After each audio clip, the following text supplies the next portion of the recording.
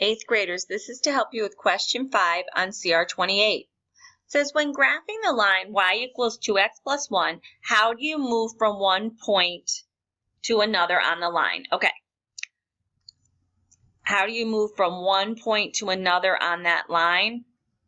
What they're asking about is slope. Slope tells you how you move from one point to another on the line. Y equals 2x plus 1. So you have to know when you have an equation in this form, y equals some number times x plus some other number. The number right in front of the x is the slope, and the number at the end is the y-intercept.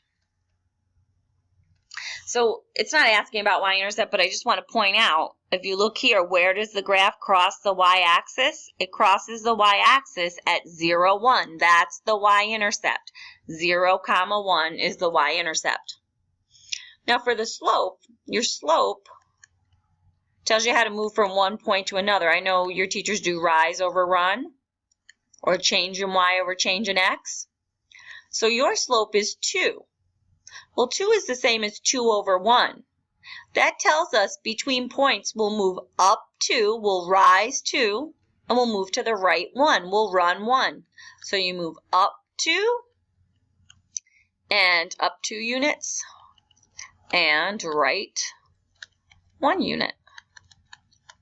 Okay, so if we look at some points on this line, if I start here at 0, 1, I move up 2, I go up 2, I go to the right 1.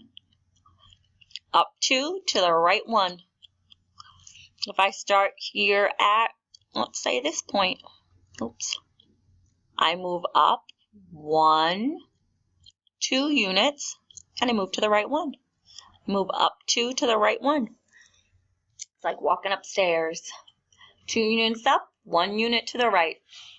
That's how we describe how to move from one point to the other. You just use your slope. See how far you rise and how far you run. How far you rise, how far you run. I hope that helps.